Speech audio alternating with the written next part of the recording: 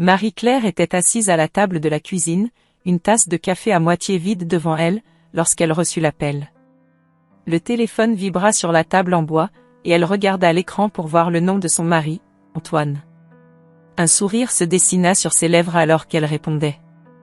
Mais à peine avait-elle dit « Allô » que la voix froide et distante d'Antoine retentit à l'autre bout du fil.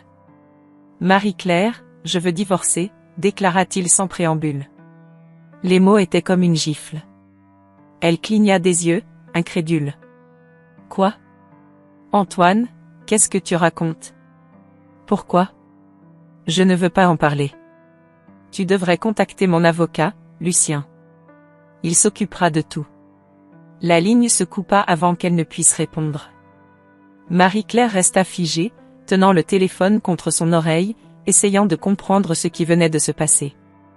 Antoine et elle avaient eu des problèmes, bien sûr, comme tous les couples, mais jamais elle n'aurait imaginé cela. Elle sentit son cœur se serrer, mais une détermination farouche prit rapidement le dessus. Elle devait comprendre. Elle devait parler à ce Lucien. Le lendemain, Marie-Claire se rendit au bureau de Lucien, situé dans un vieil immeuble au cœur de Paris. Elle monta les escaliers en colimaçon, sentant l'angoisse monter à chaque marche. En arrivant devant la porte portant la plaque « Lucien Dupont, avocat », elle prit une profonde inspiration avant de frapper. Un homme maigre et nerveux ouvrit la porte. Ses yeux clairs s'élargirent lorsqu'il vit Marie-Claire. « Oui. Puis-je vous aider ?» demanda-t-il, sa voix tremblant légèrement. « Je suis Marie-Claire, l'épouse d'Antoine » annonça-t-elle. Instantanément, Lucien se mit à trembler visiblement. Il ouvrit et ferma la bouche plusieurs fois avant de réussir à parler. « Madame, entrez, s'il vous plaît. » Marie-Claire entra dans le bureau exigu, ses yeux scrutant chaque détail. Des piles de dossiers étaient éparpillées sur le bureau, et les rideaux fermés laissaient passer une lumière tamisée. Lucien se laissa tomber dans son fauteuil, essuyant la sueur de son front. « Je suis désolé que vous deviez apprendre cela de cette manière. Que se passe-t-il, Lucien ? Pourquoi Antoine veut-il divorcer ? » Lucien hésita, regardant partout sauf dans les yeux de Marie-Claire. Finalement, il soupira et baissa la tête. « Il y a des choses que vous ne savez pas sur Antoine, » commença-t-il. « Il est impliqué dans un schéma criminel. » Marie-Claire écarquilla les yeux. « Quoi ? Vous voulez dire, des activités illégales ? » Lucien hocha la tête. « Oui. Antoine est sous enquête pour blanchiment d'argent. Il pense que le divorce est la meilleure façon de vous protéger. »« Protéger ? Protéger de quoi ? » demanda-t-elle, sa voix montant d'un cran. « Des conséquences. Si vous êtes encore marié à lui lorsque tout cela éclatera, vous pourriez être impliqué, même sans le vouloir. » Marie-Claire sentit le sol se dérober sous elle. Sa vie, autrefois si ordonnée, venait de basculer dans le chaos. Elle fixa Lucien, cherchant désespérément des réponses dans ses yeux craintifs. Pourquoi ne m'a-t-il rien dit ? Pourquoi m'a-t-il laissé dans l'ignorance ? demanda-t-elle, plus pour elle-même que pour Lucien. Il voulait vous protéger, répéta Lucien, bien que ses paroles semblaient creuses. Marie-Claire prit une profonde inspiration. Elle savait que sa vie ne serait plus jamais la même, mais elle était déterminée à découvrir toute la vérité, coûte que coûte. Lucien prit une profonde inspiration, essayant de calmer les tremblements de ses mains. Il invita Marie-Claire à s'asseoir dans son bureau exigu. Les murs étaient tapissés de dossiers empilés et l'atmosphère était lourde de tension. « Madame Marie-Claire, » commença Lucien d'une voix rauque, « je sais que cela doit être un choc pour vous, mais il y a des choses que vous devez savoir. » Marie-Claire, encore sous le choc de la demande de divorce soudaine d'Antoine, fixa Lucien avec une intensité glaciale. « Quelle chose ? » demanda-t-elle, essayant de contenir son émoi. Lucien hésita un moment avant de continuer. « Votre mari, Antoine, est actuellement sous investigation pour des activités de blanchiment d'argent. Le divorce est une tentative de sa part pour vous protéger des conséquences de ses actions. » Les mots de Lucien résonnèrent dans la tête de Marie-Claire. Blanchiment d'argent ? Antoine ? Elle se remémora les moments passés avec lui, cherchant des indices qu'elle aurait pu manquer. Les voyages fréquents, les rendez-vous mystérieux, les appels téléphoniques qu'il prenait en privé. Comment n'avait-elle pas vu cela venir ? Je ne comprends pas, balbutia-t-elle, les yeux embués de larmes. Pourquoi ne m'a-t-il jamais parlé de tout cela? Pourquoi maintenant? Lucien se pencha en avant, les mains jointes sur son bureau. Antoine a une maîtresse, Camille. Elle est également impliquée dans ce schéma. Il pense que le divorce pourrait vous éloigner des répercussions légales et morales de ses actions. Le choc se transforma en une douleur aiguë dans le cœur de Marie-Claire. Camille, murmura-t-elle, sentant la bile monter. Elle se redressa soudainement, déterminée. Je dois découvrir la vérité par moi-même. Lucien tenta de la retenir. Marie-Claire, ce n'est pas sûr. Antoine est un homme dangereux maintenant. Vous devez faire attention. Mais Marie-Claire n'écoutait plus. Elle sortit précipitamment du bureau de Lucien, son esprit bouillonnant de questions et de doutes. Elle savait où commencer. Camille. Cette femme devait avoir des réponses. Les jours suivants, Marie-Claire suivit discrètement Camille. Elle la vit entrer et sortir de divers lieux, mais c'est un petit café caché dans une ruelle qui attira son attention. Camille semblait y rencontrer un homme mystérieux. Un après-midi, Marie-Claire décida que c'était le moment. Elle entra dans le café, son regard fixé sur Camille. La surprise se peignit sur le visage de Camille lorsqu'elle aperçut Marie-Claire, mais elle tenta rapidement de dissimuler son trouble. « Marie-Claire, dit Camille d'une voix feinte de douceur, que faites-vous ici ?» Marie-Claire s'assit en face d'elle, ses yeux flamboyants de détermination. « Je sais tout, Camille. Antoine, le blanchiment d'argent, tout. Parlez, ou je jure que je dévoilerai tout à la police. » Camille blêmit, réalisant qu'elle ne pouvait plus mentir. « D'accord, murmura-t-elle. Antoine prévoit de quitter le pays avec l'argent. Il comptait m'abandonner ici. » Marie-Claire sentit une vague de triomphe mêlée de trahison. « Nous devons le stopper, dit-elle, son ton laissant peu de place à l'hésitation. Vous allez m'aider à le piéger. » Camille hocha la tête, résignée. « Très bien. Mais nous devons être prudentes. Antoine ne doit rien soupçonner. » Les deux femmes se mirent d'accord sur un plan. Camille ferait semblant d'accepter de fuir avec Antoine, tandis que Marie-Claire et Lucien prépareraient une embuscade. Le jour de la confrontation approchait, et Marie-Claire sentait son cœur battre à tout rompre. Elle était prête à affronter Antoine et à mettre fin à ce cauchemar, une fois pour toutes. Marie-Claire se sentait nerveuse alors qu'elle entrait dans le café discret où elle avait suivi Camille. Elle se demandait comment elle allait aborder cette femme, cette amante de son mari, impliquée dans le même complot sordide que lui. En entrant, ses yeux cherchèrent rapidement la silhouette de Camille, qui était assise dans un coin sombre, discutant avec un homme mystérieux. « Marie-Claire » s'exclama Camille, surprise en voyant son allié potentiel se diriger vers elle. Son regard se durcit rapidement, essayant de dissimuler sa nervosité. « Que fais-tu ici ?» Marie-Claire ne perdit pas une seconde. « Nous devons parler, Camille. Je sais ce que toi et Antoine avez fait. » Elle s'assit face à elle, son regard perçant se fixant sur Camille. Camille haussa les épaules, feignant l'ignorance. « Je ne sais pas de quoi tu parles. » Marie-Claire se pencha en avant, sa voix basse mais menaçante. « Si tu ne me dis pas la vérité, je vais tout révéler aux autorités. » Tout.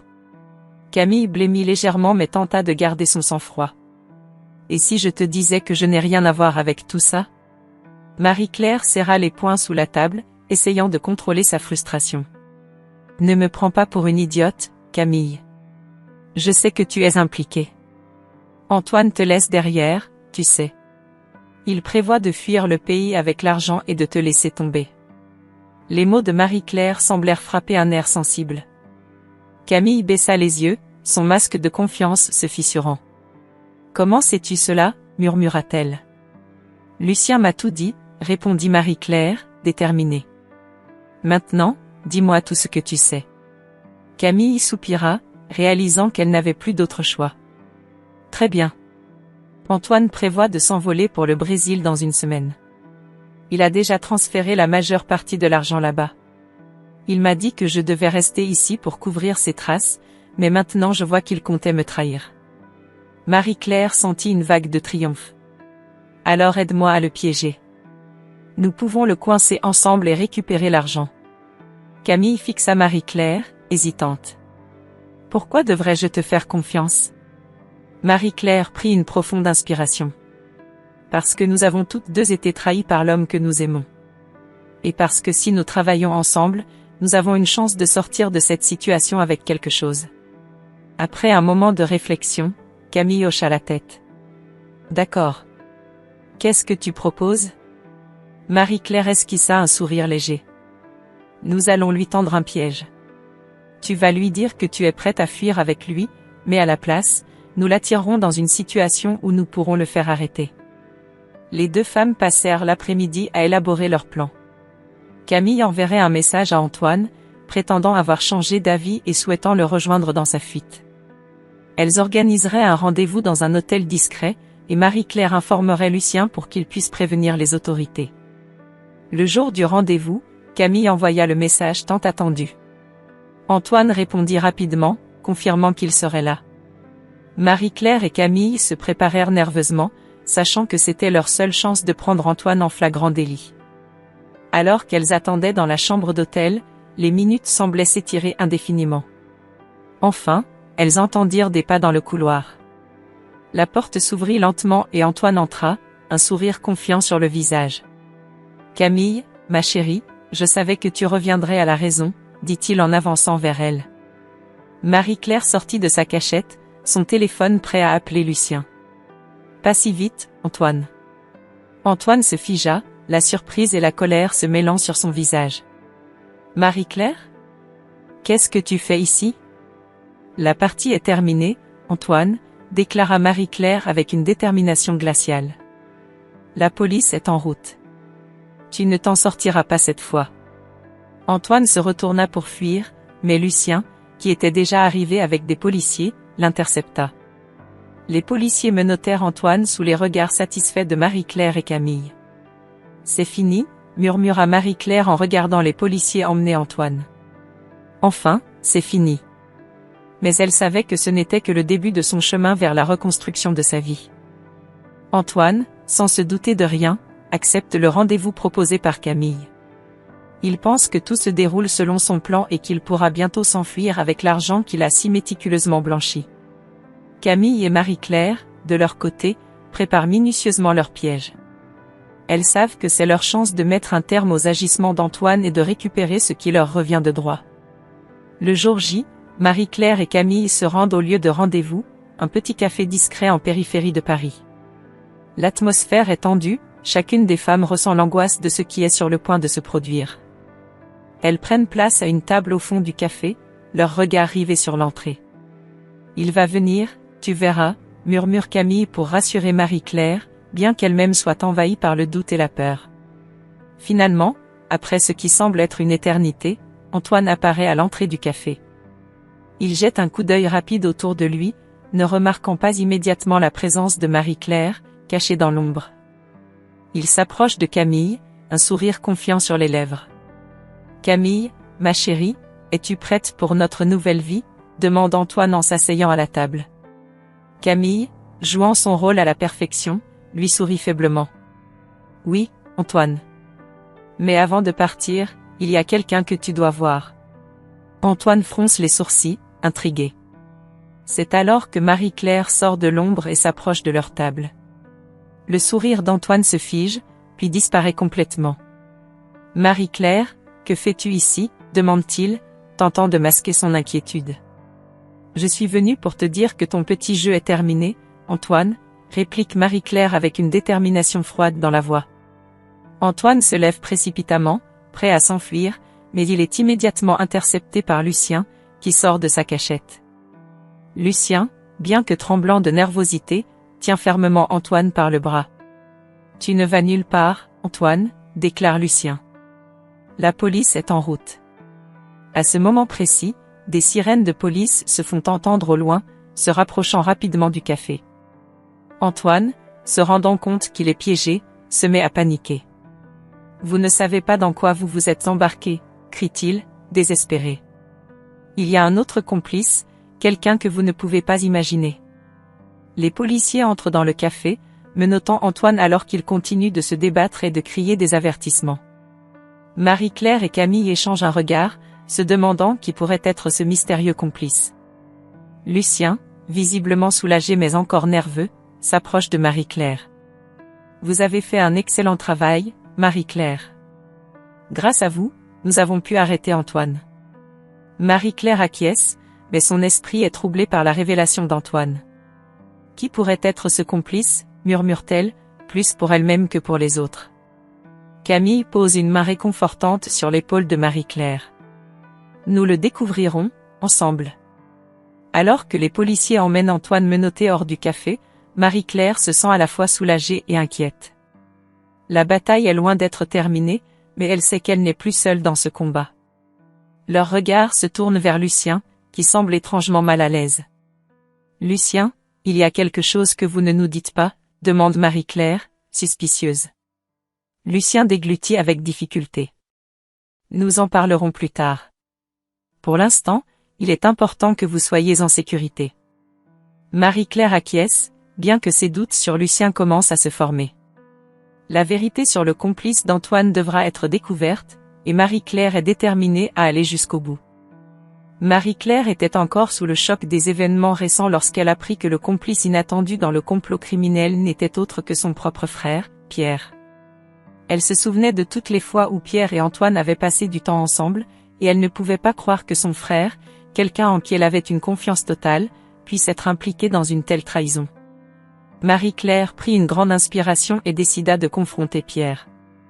Elle l'appela et lui demanda de la rejoindre au café du coin, un endroit où ils avaient souvent partagé des moments fraternels. Quand Pierre arriva, il semblait nerveux. Marie-Claire ne perdit pas de temps. « Pierre, explique-moi comment tu as pu te retrouver mêlé à ce complot avec Antoine » demanda-t-elle, les yeux remplis de douleur.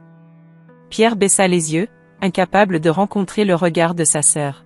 « Marie-Claire, je ne voulais pas que ça arrive ainsi. Antoine m'a forcé. Il savait des choses sur moi, des choses que je voulais garder secrètes, avoua-t-il, sa voix tremblant d'émotion. Marie-Claire sentit une vague de colère et de tristesse l'envahir. « Et tu as pensé que coopérer avec lui était la meilleure solution ? Tu as mis ma vie en danger, Pierre. » Pierre leva enfin les yeux, ses yeux montrant des larmes de regret. « Je suis désolé, Marie-Claire. Je le suis vraiment. Mais je ne savais pas quoi faire. Antoine pouvait tout détruire si je ne l'aidais pas. » Marie-Claire secoua la tête, la déception visible sur son visage. « Je ne sais pas si je pourrais te pardonner pour ça. Tu aurais dû venir me voir, me parler. Nous aurions trouvé une solution ensemble. » Pierre se tut, sachant qu'aucune excuse ne pourrait réparer le mal qu'il avait fait.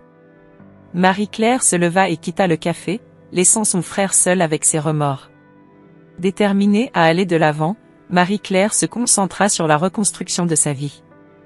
Elle consulta d'autres avocats et travailla avec les autorités pour s'assurer que justice soit rendue.